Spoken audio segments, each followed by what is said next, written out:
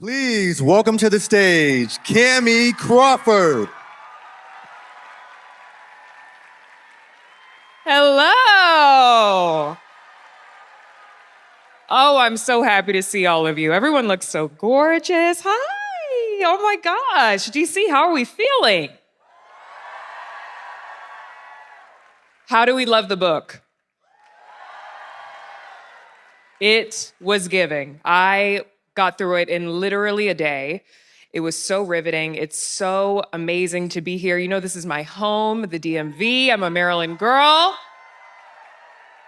So I am so excited to be here with you. We're going to have an amazing conversation. But before we get into it, we have a quick video to watch.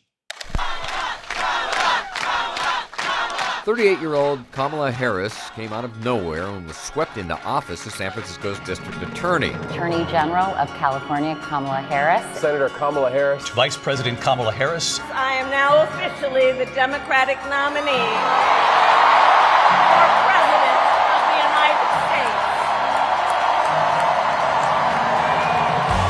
This campaign is about who we fight for.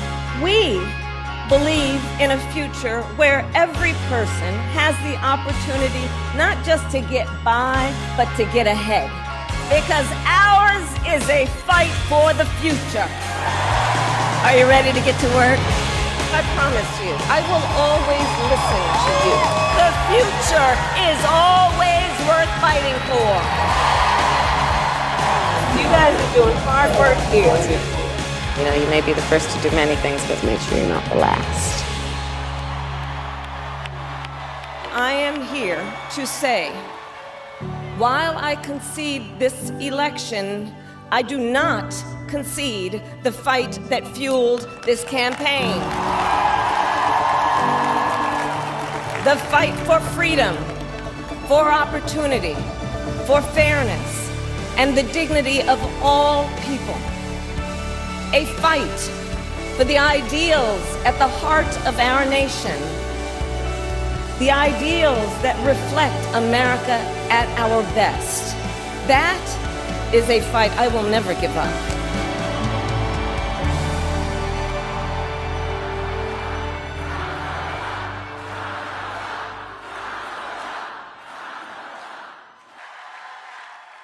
Yes.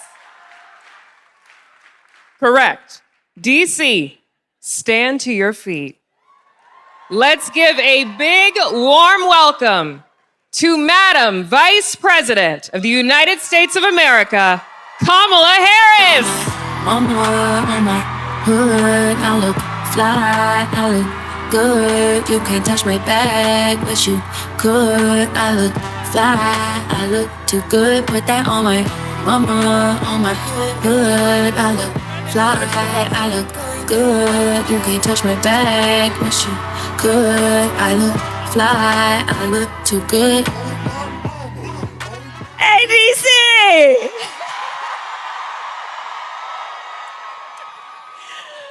You know, this is your home. Oh, I love DC. DC loves Everybody who's you. here. Good evening, everybody. Oh, good evening. Kamala, Kamala.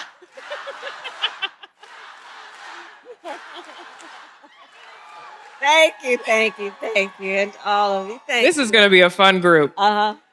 I can already see. Well, yes.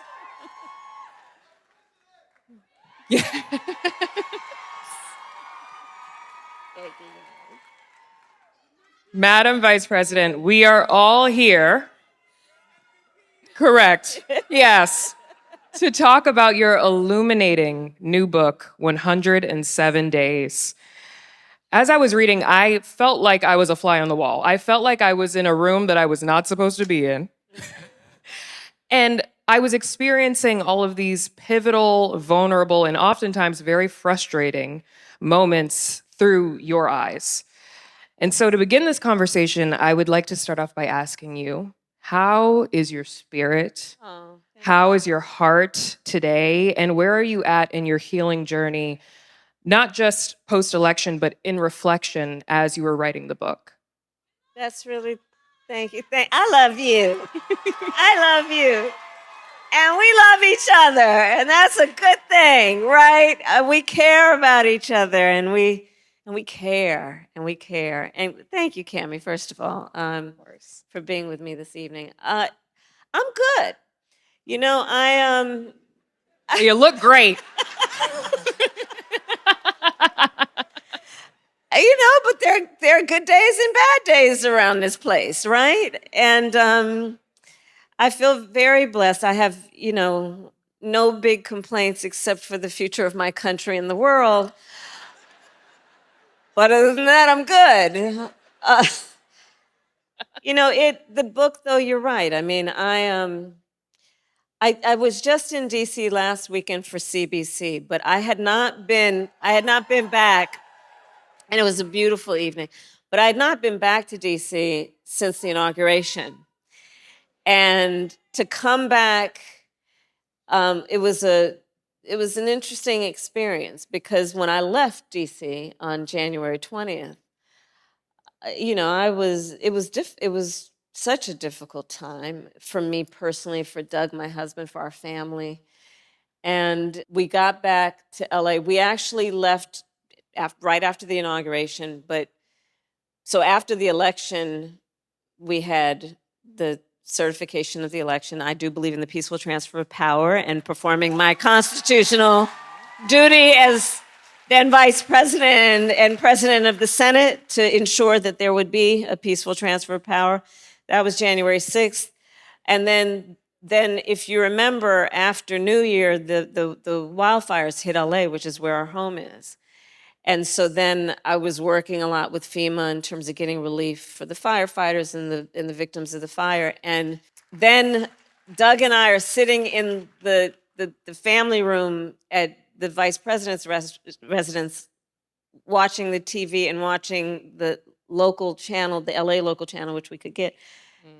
And the chyron says, "Fire approaching Kamala Harris's house." And our house was under mandatory evacuation until January 19th. So when we were packing up to go back to California, we actually didn't know if we were going to have a home to go back to. Wow. And thank goodness our home is fine, and we did. And we learned that on January 19th. Then we left on the 20th. And when we got back, for months, I'd say, it was really unpacking a lot for me. Actually unpacking boxes and just, metaphorically unpacking. Because I tend to be somebody who's very task-oriented, and I certainly was for those 107 days. And it was the first time that I actually sat still in a way that allowed me to start reflecting on what it was in terms of the campaign, but what it was in terms of this moment. And it was difficult. And that's why I started writing this book, to just, in many ways, help make sure that this moment in America's history, which will be told, to also make sure that my voice is present in the way that it is told. Yes. Reclaiming your narrative and putting it in your own words. Yeah. We love to see it. As the oldest of 6 girls myself, I know. my sisters are in the audience. And your mom is here. And my mom is here, and my best friend Phoebe, and my mom's best friend, Miss Christina. Shout out to everyone. I've got to shout out all my people. Hello. I have to thank you for coining the term Big Sister General. Because I have never related to something so much in my life. I wish I could get them to call me Big Sister General. I tried. In your book, you write about the sacred bond that you share with your sister, Maya, and it got me thinking about the power of women when we show up for one another. What role has sisterhood, both in family and in community, played in your journey on the campaign trail and in navigating the aftermath of the election? A profound role in my life. In fact, the women that I joined the sorority with here at Howard, many of them are present now. And to all our divine sisters, I say I love you. All our divine 9 sisters. An extraordinary role. I feel very blessed in that way. I have my sister, Maya, and I have my chosen sisters in addition. And I will say to everyone here, there is no level of success that I think one can achieve, and I'll certainly speak for myself, without the support of people who have been with me. And part of the key to what I think is my success is I learned early in my career in particular that I would be intentional about having that circle, a relatively small circle of people who would know what I'm going through, the people who I could call and laugh about things you're not supposed to laugh about. Say the words you don't say in church. Yes. I've been saying a few of those words recently. We've seen. And we loved it. We loved it. You know, the people who, when you trip, they're going to laugh at you and with you and then pick you up and push you back out there. Yeah. Those people. It's funny, though, because early in my career, when I was first running for DA, I thought that one of the people that would be in that circle was my mother. But here's what would happen. She was ready to fight everybody. And I had to spend full time calming my mother down. Big Mama General. Right, exactly.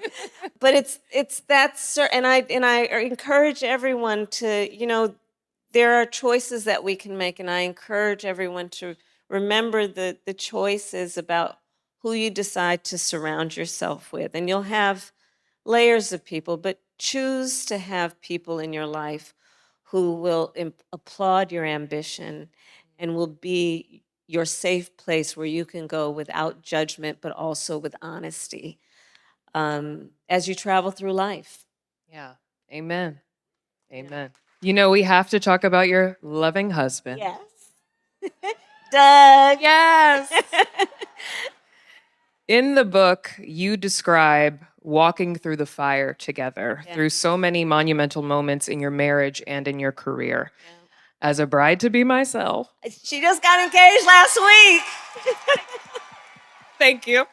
And knowing so many people in the audience are also navigating big milestones and relationships, I would love to hear what are the non-negotiables in your marriage that keep you and Doug so grounded and connected, even when life feels a little chaotic? I'd say one of them is having a sense of humor about oneself and each other. But I mean, underlying any relationship or partnership, there has to be trust. And trust in a way that you care about how the other person feels and how you make them feel. And you won't always be great at it, but to care about that and to, you know, I made a decision a long time ago. I just didn't want to have mean people in my life. Yeah. Right? Yeah. And the thing about my marriage that I love is that we have the ability in moments of incredible stress, like a presidential election, to find those moments where we can laugh, but also those moments where we can just like put a pause on it. I tell a story, and poor Doug, I tell the story about Doug and my big birthday, and Doug fell kind of short.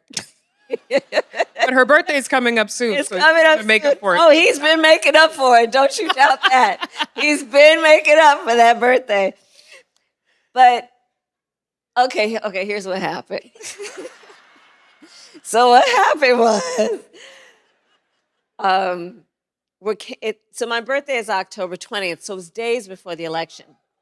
But it was Happy Libra season, everyone. Thank you. And it was days before the election, and we are hustling. We are in these streets, and we basically were dividing and conquering around, you know, which state to go to, and in particular, swing states. But our teams had conspired to make sure we would end up in the same place that evening, and it was just wonderful about how they were thinking of it. Somebody was thinking of it. Somebody was thinking about it. You would think there would have been like a special dinner. But my loving husband, he didn't think that out. And then there was a gift wrapped, and it was a piece of jewelry. And, I like pearls, and it was a beautiful necklace. And I turned it over, and there was a date on it. It wasn't my birthday. It was our anniversary date, because he thought he was going to get a twofer. Anniversary gift on my birthday. And so it's fine, and I ordered dinner, and we had dinner, and then it was just before the World Series. The Dodgers were in. He's a big Dodgers fan. And he basically was on the couch in the hotel. They had gotten us this nice little suite. And I decided to take a bath, because during the campaign, one of the ways that I would, the only way I could really bring it down to be able to go to sleep is at the end of the day, I would try and take a bath or a hot shower, just to bring down literally just your heartbeat. So I went to go take a bath, and I'm in the bath, and I then realized that the towels are on the other side of the bathroom. So I shout out to Doug, Dougie. Nothing. Doug. Not a thing. Douglas. Oh, no. But I did have my phone next to me, because you see, I was vice president of the United States running for president. Yes. Yes. So I called him, and he didn't answer. Then I FaceTimed audio him. Here's how my husband on my big birthday answered the phone. What's up? No. That was it. No. I was done. Yeah. So we got into it. But listen, he had been through so much. I mean, I do talk about it in the book. The attacks are awful and mean and wrong and misinformed. And also, my husband is very protective of me, as I hope that everyone has people in your life, partners who care about you, don't want you to be hurt. And it was a lot, and it was weighing on him. So we got into it, and just kind of like, why'd you answer that way? Da, da, da. And Doug looked at me, and he just poured cold water on the whole situation by saying, we can't turn on each other. And he just centered us. And I think in a relationship, especially when you're going through stressful moments, which every relationship has to endure, figuring out a way to figure out the release valve on the heat or the pressure of the moment, even if you don't resolve whatever it is, but just taking the heat out of it is really important. And I think that's one of the keys to how we dealt with the pressure of the campaign, but also of life.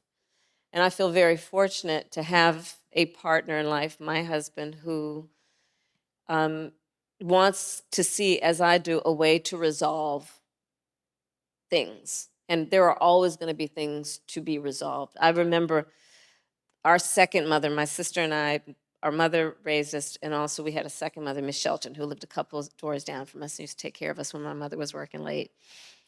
And she was from Louisiana. She was part of that whole population of folks from the South who went to California in the 50s. I remember we were all in the kitchen, and Miss Shelton looked at us. We were all like teenagers, mostly teenage girls. And she looked and she said, I don't know what's wrong with y'all. You think a relationship is 50-50? Sometimes it's going to be 90-10. Sometimes it's going to be 30-70. As long as it works itself out. Why would you expect a relationship to be 50-50 every day? And I'll never forget, obviously, her saying that. And it's so true. Yeah.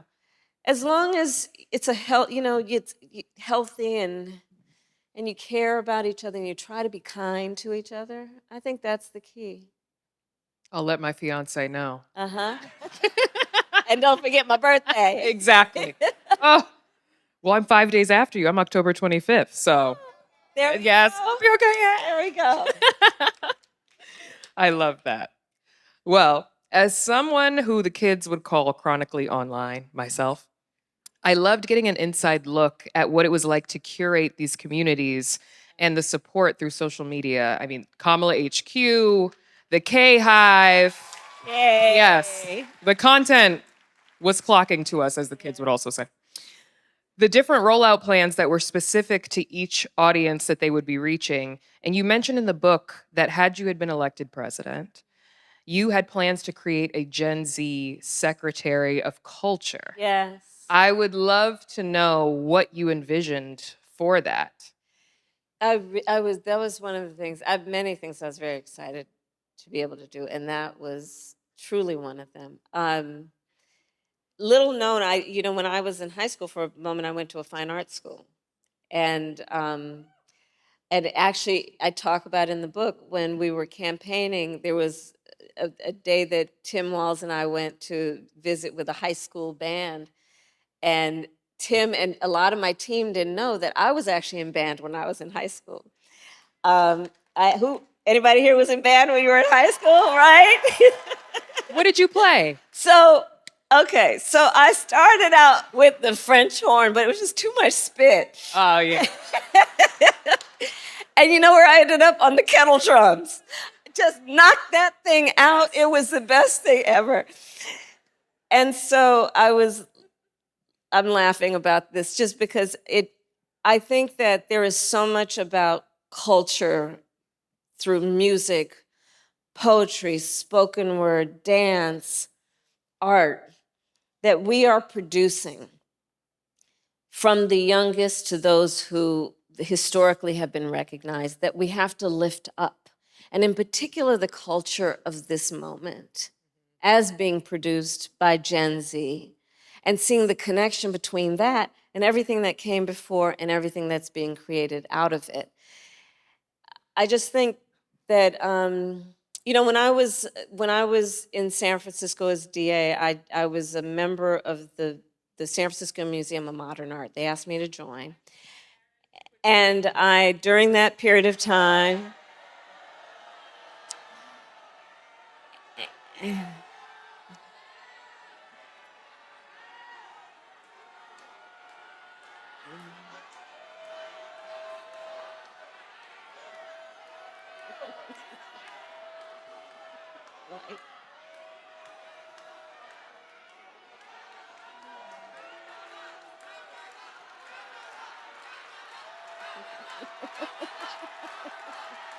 thank you.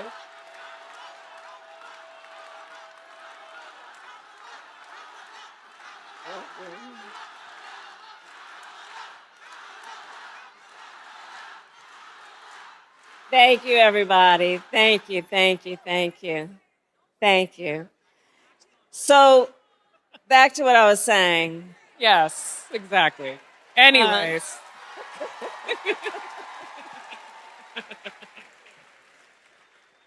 I created a mentorship program for the young people in the community to come to the museum, because they are creating out of the community, all of our communities, young people are creating so much beautiful art. And it's not being recognized. And it is, if we think historically about those artists that we now, and that some people spend millions of dollars for their product, those artists at that time were not unlike our artists now, and our artists that are the leaders of culture right now. And I think that if we are going to bring the country together, that's part of what we have to do. You know, it was interesting, I talk about it also in the book. When I first got into the race, I chose to have at my first rally Megan Thee Stallion. And some people were critical of that, friends, people who were supportive, and they were critical of it.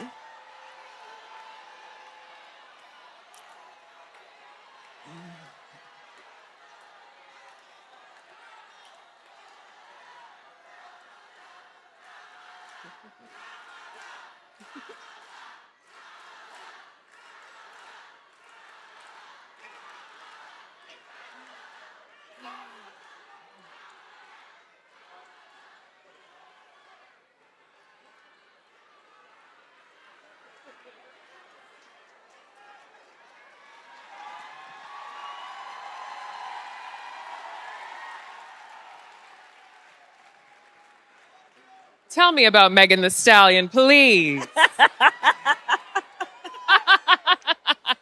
But some people were critical, saying, you know, why are you, is that going to turn people off? And my point was, look, from Bruce Springsteen to Lil Wayne and everything in between, that's what we are and who we are in terms of America's culture. And I'm not going to turn my back on it. I'm going to elevate it. Yes. Yes. And that was my point. I think that was exemplified by being at the rallies. I went to multiple. Yeah. I couldn't help myself. Every single one was more exciting than the last. And it was beautiful to see so many artists coming together for you. Well, I think that everyone in this room, myself included, can relate to what it feels like to know that you are the most qualified person. Yes.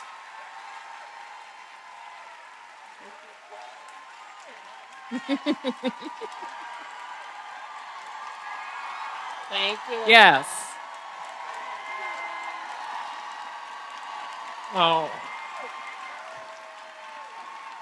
Thank you all. Thank you. Overqualified, if I do say so myself. Thank You could be the most qualified person and still feel like you have to prove yourself over and over again. you. Yeah. What advice can you offer to women, especially women of color, who are constantly having to reaffirm our worth and our capabilities in spaces that question us? Part of it is this. You will have, if you've not already had, the experience of walking into a room and being the only one that looks like you in that room. Or the only one who has had that life experience, whatever your gender. And I think it's really important that when you walk in that room, you know you are not alone and that we are all in that room with you, applauding you for being in that room, expecting that you will walk in that room with your chin up and your shoulders back, knowing that you carry the voice of so many people who are proud that you are in that room and expect you to use your voice accordingly, right? Because here's the thing that I think, you know, we can tend to impose limitations on ourselves in a way that we don't deserve and that are really a reflection of other people's issues. And we should never let somebody else's limited ability to see who we are limit who we think and know we are. Let that not be a limiting factor in your life, because they'll figure it out soon enough. They'll figure out who you are soon enough. And you know, I sometimes think about, you know what, I am not president of the United States. You want to go to the White House and talk to him? Then go on and do that.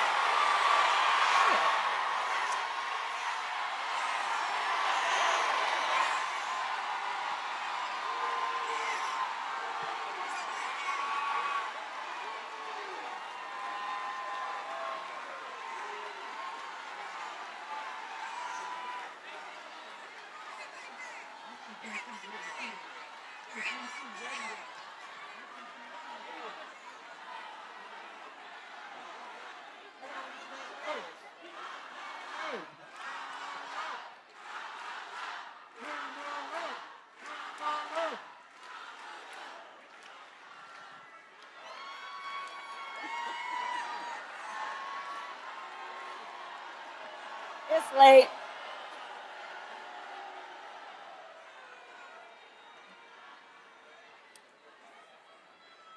I have to say, It's late. it's late. You ate that up, though.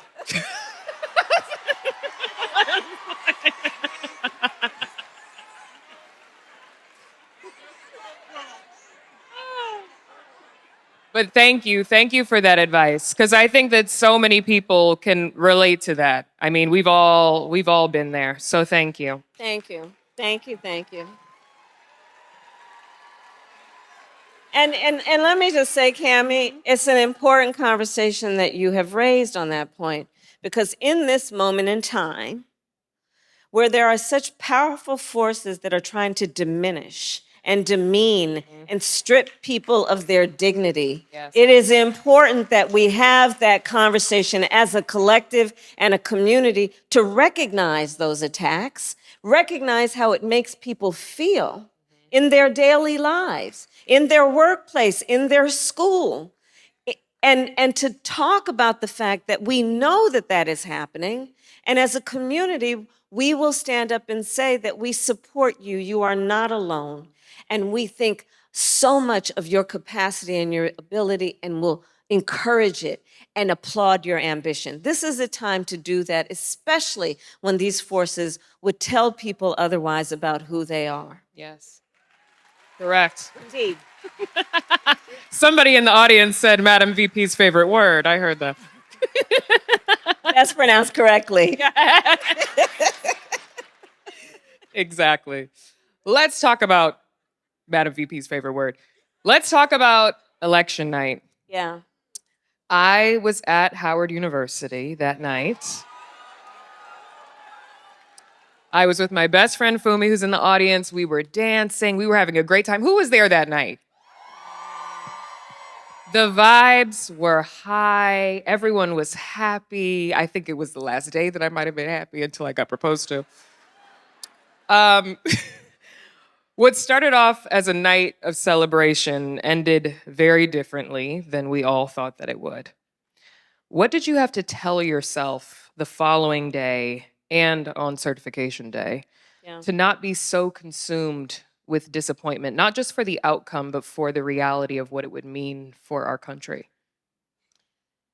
It was difficult, Kamie. It was very difficult. Election night was awful. I mentioned this to some folks earlier. Not until I started writing this book had Doug and I talked about election night, because it was that traumatic.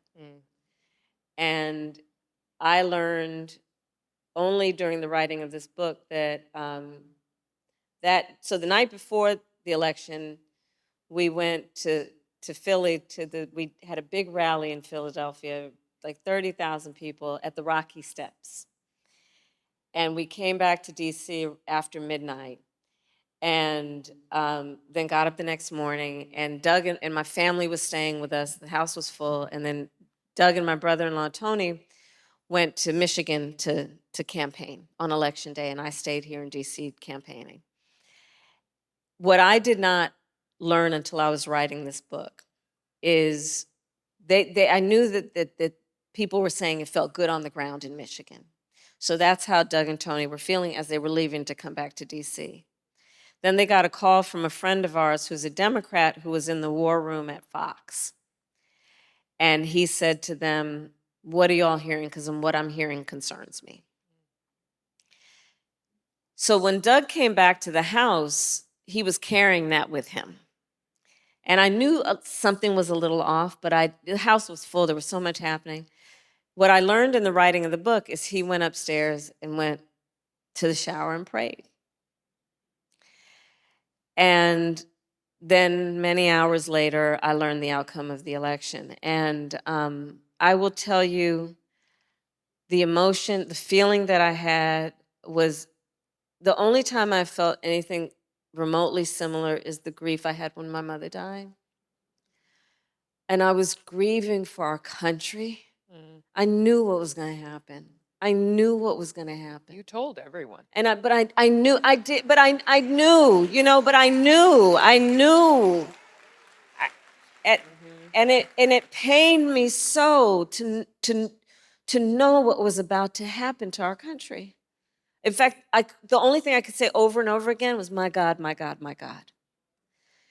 And then the next day going to Howard, I needed to reconcile for all the people who were there that at the rallies, every time I'd end it by saying, "When we fight, we win." It was a call and response. And I needed to reconcile that, especially for the first-time voters, and because it wasn't as simple as, "Oh, well, you win some, you lose some." And on the way then to Howard, I wrote into the speech to reconcile that for everyone there. Look, sometimes the fight takes a while. And that's where we are. And I say to all the friends here, look, this may get worse before it gets better. I mean, and by the way, let me just tell you, I was in Atlanta yesterday and said that. And then today I learned that the Attorney General in New York just got indicted. Yeah. Even though the prosecutor who first looked at the case, who I'm told is a very conservative Republican, said there was not enough evidence. And then Trump puts in place a incompetent person to make the decision to implement his vengeance agenda. Mm-hmm. But think about it. The Attorney General of the state of New York has been indicted when a previous prosecutor, who probably did not vote for her or me, said there was not enough evidence. So I say to everybody, yes, I grieved that night, and it has been a process of, going through, and a cathartic process of going through, writing about what happened, because I do want to make sure that as history tells this story and as American history is written on these 107 days, that my voice is present. But I also needed to write to process my emotions about what it was to get to the point of today, which is, like I think so many here, getting beyond the being overwhelmed and realizing we got to fight. And we got to fight fire with fire. But it was a process of going through that. And one of the reasons that I wrote the book also is I do hope that we will remember those of us who were engaged or watching and thinking about everything those 107 days, that optimism and that belief in what's possible for our country, that, dare I say, joy that was present then, that's in each of us. It's in each of us, and we cannot let one election or individual or circumstance dampen that light or extinguish that light. That is in each of us, and we need to see it in ourselves, know that it is in us, it is in each other, and in particular, in moments of darkness, that light needs to shine in a way that we shine it on this path toward a day of justice and all that we know is right. Yes. It's so true. I, too, come from a very proud Jamaican household. And I grew up hearing about the American dream. Yeah. That it was possible for anyone who came here and worked hard. Yet, we are witnessing some of the most inhumane treatment by the American government against its own people that we've ever seen in modern history. I want to know from you your perspective, because the ICE raids have had catastrophic effects on immigrants, on our economy, on our families, on our First Amendment rights to even speak up against them. It's like they're being eradicated completely. It's actively under attack. In your opinion, what can we, the people, do to protect each other through this, and where do we even begin to rebuild from here? Ooh, okay, that's a lot. So let's start with this. And by the way, I leave and go to Chicago tomorrow, where they are Black Hawks. Yes. Which are vehicles for war against enemies. And they're dropping Black Hawks in an American city. In LA and California, we've seen these raids.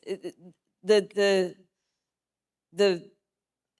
church, the Catholic Church, is telling people it's okay if you don't come in for Mass. We will do it remotely because we don't want you to lose your faith, but we also don't want you to lose your family.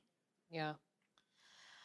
It was interesting. I was talking to a friend who told me that she was talking to this individual who was one of the heads of Latinos for Trump. And she's talking to him, and he's telling her about the fact that his common law wife, I think girlfriend for 20-something years, is about to be deported to Sudan. She's Latina, she's Cuban, about to be deported to Sudan. And my friend asked him, how are you feeling? How do you reconcile that? And he said, well, I didn't think he told us he wasn't gonna do that. He told us he was gonna do something different. And here's the thing though, is that no, he told us he was gonna do mass deportation. Yes. And we talked about it. And we talked about how it was going to look. Correct. And it is exactly as we knew it would look, where it is about striking fear. It is about putting America's military on the streets of America. So what do people do? I mean, there are a number of things. There have been many well-organized, peaceful protests. Do that. There is the work to be done that is about working and volunteering with the nonprofits that are doing so much important work around immigrant rights, and they're overwhelmed in terms of their resources, and however you can support them, that's important work. It is about standing up and making clear that we all know America is a nation of immigrants. Yes. Unless you are Native American or your ancestors were kidnapped and sold into slavery, your people are immigrants.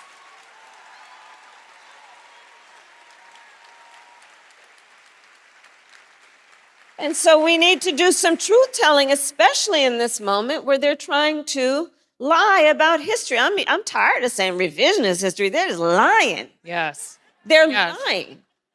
They're trying to stop. I just heard somebody, I don't know if it's correct, but somebody was telling me how they're sending signals to the Museum of African American History to reconfigure how they've been doing that exhibition, especially on the bottom floor and on the first, about slavery. So part of what we do is, you know, I always believe there is no job too small or too big to do. And on this issue of telling the truth about America's history, and therefore the truth about who we aspire to be, we all have a role to play right now, especially where there is so much rampant mis and disinformation and intent to take us backward on this and so many other issues. Yes. Yes. I loved the emphasis in the book that you put on allyship, advocacy, and appreciation for LGBTQIA+ people. Yeah. It was beautiful to read, especially during a time when their rights are being dismantled, and for trans and intersex people in particular, their existence is being denied entirely. What is your message for the queer community, and what is your message for fellow allies like myself that want to keep being a voice for them? It pains me how much fear there is. And look, I strongly believe nobody should be made to fight alone. So we all have to stand in unison. There are forces who are, you know, part of this administration who are and who are supporting and encouraging this administration who are trying to undo Obergefell around marriage equality. What's happening in terms of the trans community? What's happening in terms of vilifying and attempting to marginalize and dehumanize? It's a really scary time for a lot of people. And both of your two questions, these last two, really highlight that. And it's making people who are being targeted in that way feel alone. And again, that's where community is so important, and the collective is so important to stand up in unison and say nobody should be made to fight alone for basic rights of equality and fairness and dignity and freedom. And the freedom, and we've talked about there's freedom of expression, freedom of speech, God forbid, look what they're doing. He just said, he's getting rid of freedom of speech, right? And then freedom in the most fundamental way, that is being attacked, which is the freedom to be. To be. The freedom of people to just be is being attacked right now. I'm traveling, and the number of people who are on edge, Kamie, and we're all on one level or another. So many people are feeling it. So let's not feel it alone. Let's talk with each other. When the lights come back on, if the person you don't know next to you, if you just met them and you don't, just say hello, how you doing? Yeah. Like church. Yes. Yes. Yes. Right? But we've got some work to do. And the other bit of the work that we have to do is this. We've got some deep issues in our country right now on the issue of trust. And there is certainly the issue of trust of the system of government, which I think was exacerbated by the pandemic when it felt like all the systems were failing people, right? But there is the trust between us as Americans. It's really bad right now. And it's not only do I trust enough that I will leave my door unlocked or lock it. It's, can I trust that you aren't a threat to my existence? We've got some real deep work to do. And it's incumbent on all of us. And look, everybody who is here wouldn't be here if you weren't part of knowing that we have the power, each of us, to work on this a little bit, if not a lot, as we do it together. But we like hard work. We like hard work. Hard work is good work. Exactly. Hard work is joyful work. Exactly. We got to get to work, y'all. Yeah. We're very busy.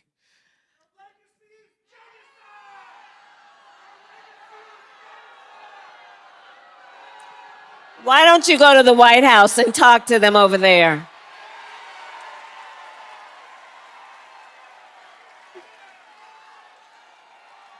All right.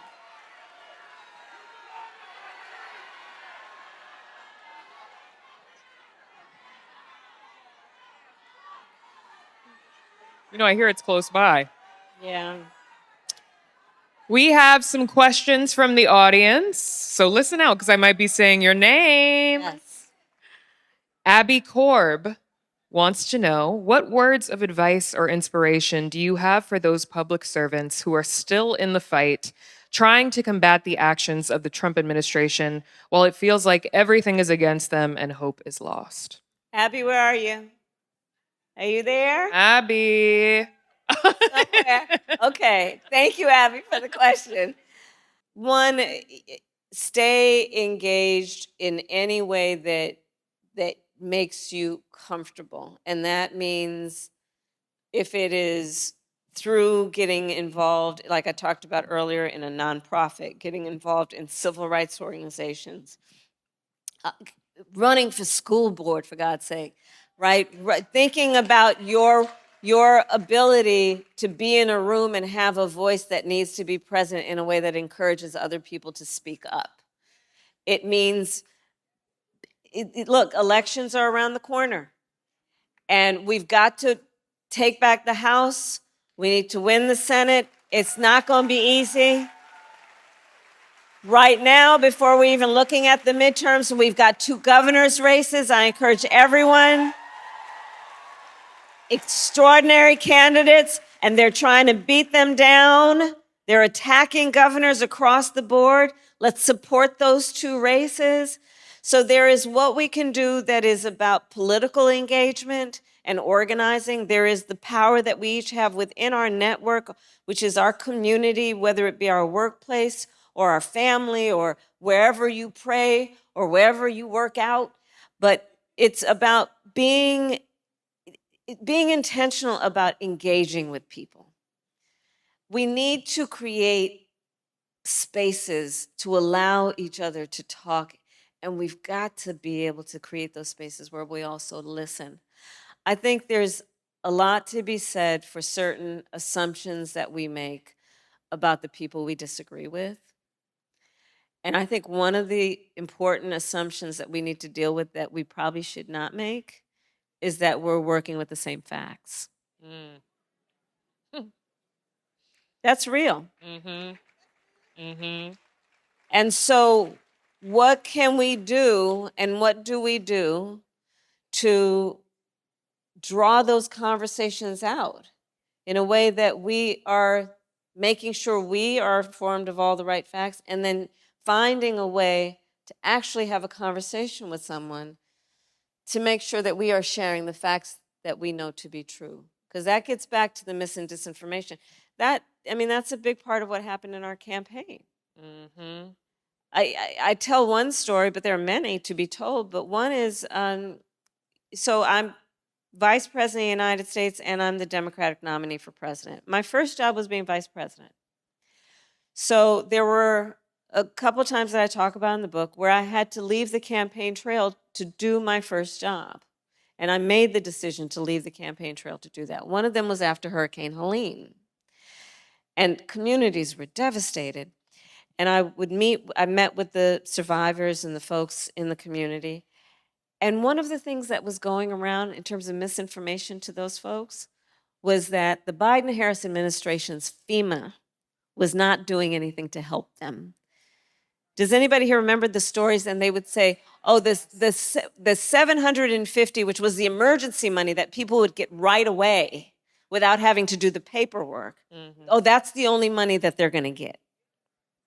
And they were turning people off, basically telling people, FEMA is not there to help you. The effect of that being, of course, people who could have benefited from help weren't asking for it. And I offered this example as an example of the fact that mis and disinformation does great harm to people. When they are not equipped with accurate information, it can be harmful to them. And so let's deal with that. And again, deal with the fact that there are conversations to be had that need to first probably do a check on, are we working with the same facts? Real facts, not concepts real of facts. And not concepts of facts or ideas or solutions to healthcare or anything else. Exactly. Yes. This next question is from Nicole Morant. Nicole. Hey, Nicole. Hi, Nicole. Nicole says, as an HBCU graduate,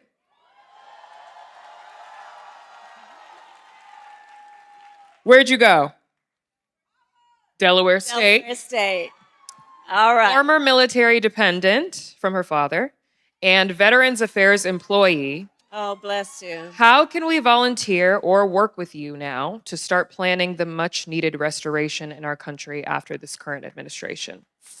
So thank you for all of that and for everything your family has given to our country. And let me say, we need you to stay there and be there. Yes. I know there are a lot of people here who either are or have neighbors or relatives who are federal employees who have either been let go because of political reasons or are being furloughed right now.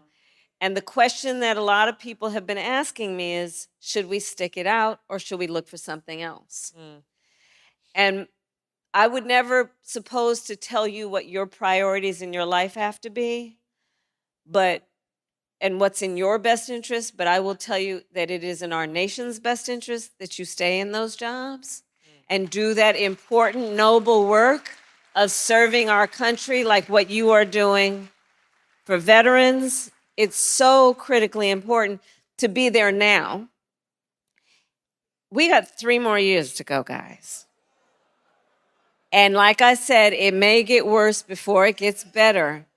But to the extent that we can stick it out, if someone like you, who is there to do God's work, which is to serve the public and people you may never meet, I ask you to stay there because when this is over, there's going to be a whole lot of debris and broken stuff. And it's going to require some hard work that, by the way, needs to be done without over romanticizing or having nostalgia about the way things were. Because, by the way, let's speak truth. It's not like it was working that well before.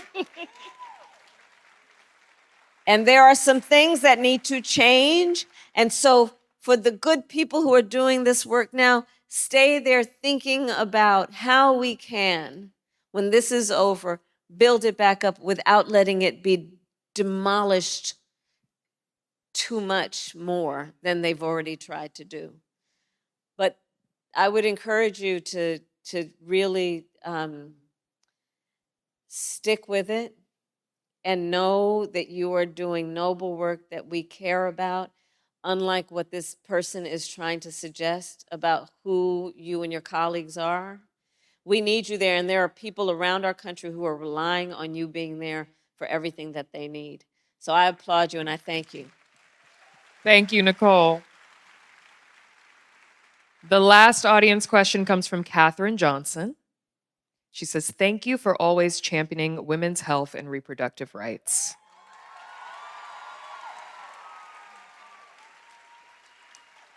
How has your mother's work as a breast cancer researcher shaped your approach to these issues, and how can we keep fighting for them? Well, one, let's.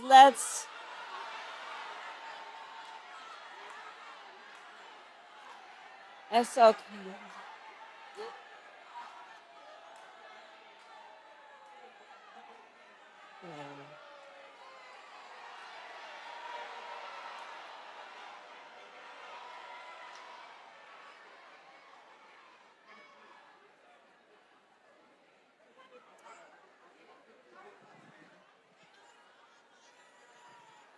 So I would like to talk about my mother's legacy because her legacy has had a great impact on my work. Yes. My mother my mother had two goals in her life: to raise me and my sister Maya, and her other goal was to end breast cancer. She was a breast cancer researcher. And a lot of her work really was about, one, understanding populations of women who were not getting the resources. Her early work is what inspired me to know that we had profound failures in our healthcare system around, for example, Black maternal mortality and the work we need to do there. My mother would talk since I was a child about what we need to do to give women dignity in the healthcare system. And that was one of the reasons why, as vice president, I also challenged the states to extend Medicaid coverage for postpartum care from 2 months to 12 months. When I started, only 3 states did it. When I ended, 47 states did it.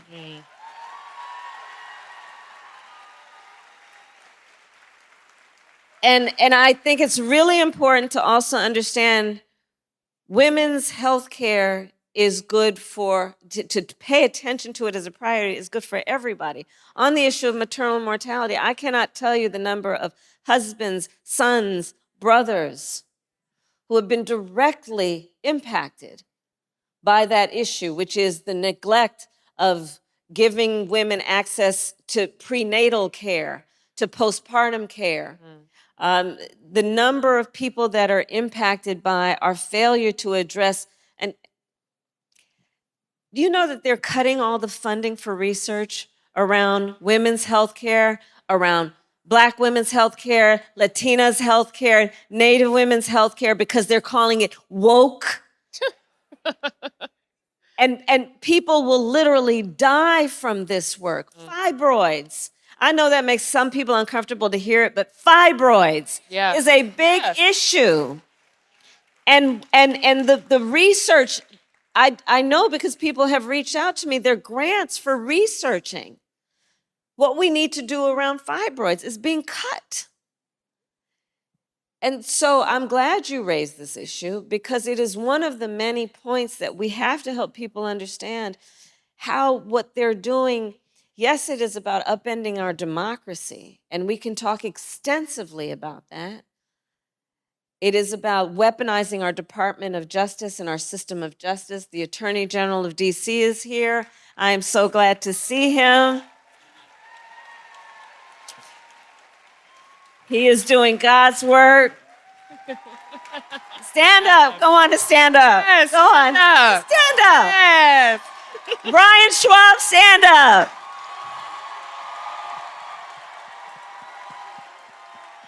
Oh. And what they are doing at a so-called micro level in terms of directly having an impact on something like women's health and the ability of women and our daughters and our nieces and our sisters and our aunties to be able to know that there are people who are focused on the issues that affect them every day and could kill them. Mm-hmm. It's so true. So we have a lot of work to do. We got a lot of work. And it's also about educating people. Again, back to the point about trust, the connection between an election for president of the United States and how that can affect someone's health care on a daily basis and whether scientific research is going into an issue that affects people in your life. This is part of the work that we have to do and do better, frankly. Yes. Those of us in elected office, who have been in elected office, and everyone. Part of the distrust issue is people don't necessarily see a connection between these elections and their daily life. Mm-hmm. And we have to do a better job of connecting that and do a better job of actually dealing with those issues on a daily basis. Yes. Madam VP, as someone who fought alongside you during your campaign, this has been one of the highlights of my life, y'all. I'm not even gonna lie. I am so honored to be sitting here with you as you continue to make history, as you continue to reclaim your time and your narrative. And I would like to close by talking about the fight ahead. Because we know it's going to be a long one. And you mentioned in your speech at Howard, I would concede the election, but I would not concede the fight for our country. You also mentioned that sometimes the fight takes a while. My question to you is, how long is a while? And what does that fight look like for you now? The fight is going to take a while to get those 2 women elected governor. The fight is going to take a while to win back the midterms. The fight is going to take it. This is going to be a lifetime. You know, I have, but that's okay. We know that. Did we think otherwise? Did we think that one election was going to solve all our problems? Yes. No, it wouldn't have. It wouldn't have. This takes work, and this is our country. This is our country, and it takes work. And I know how dispirited and overwhelmed this moment feels. But, you know, many of you have heard me overquote Coretta Scott King, who said, you know, the fight for civil rights, which is the fight for justice, which is the fight for equality, which is the fight for freedom, she said, must be fought and won with each generation. It's the nature of it. It's the nature of it. And so none of you at this late hour would be here right now if you weren't up for it. And I think sometimes we just need a moment to be together, to remind ourselves. And yes, it feels daunting, but we are up for it. And we will make a difference. We do make a difference. As I'm traveling, I can't tell you the number of people who have come up to me right even tonight. People who said, I decided to go to law school because of what you showed we can do in terms of fighting within the legal system. Meeting people who said, I decided to run for office because I saw that there will be a community of people to support a leader who cares about things like freedom. These things are happening every day when we show our willingness and our ability to get up and get back out there and do what we need to do. It's okay to take a minute. It's okay to turn off the television or watch a movie. It is consistent with our fight that we're going to like to have moments when we can laugh, when we can dance, when we can sing, when we can go to the club. We can. Someone said That's drink. all okay. That's good. That coexists with our ability to attend a peaceful protest, with our ability to say that we are not going to stand for this, with our ability to say we will fight fire with fire as necessary because we love our country and we are not going to sit passively by and watch this happen without our participation. That's where we are. Thank you. Thank you. We all in this room are in that fight with you. We cannot thank you enough. Thank you. We love you. We do. I love you, everybody. We do. Okay, community. Yes. We are all in this together. Should we get a selfie, All in guys? this together. Selfie? Yes, let's do a take a selfie. picture. Come on. Oh, and it's 11:11. Make a wish.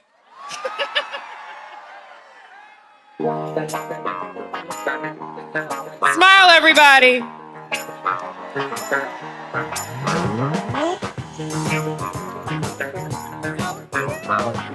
So much.